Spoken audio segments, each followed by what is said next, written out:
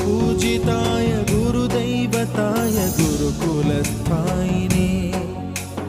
गुरुविक्रमाय गुह्यप्रवराय गुरवे गुणगुरवे गुरुदैत्यकलक्षेत्रे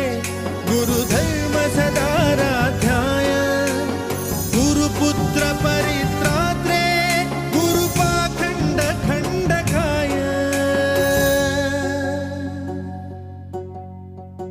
गीतसाराय गीततत्त्वाय गीतगोत्राय धीमहि गूढगुल्फाय गन्धमत्ताय गोजयप्रदाय धीमहि गुणातीताय गुणाधीशाय गुणप्रविष्टाय धीमहि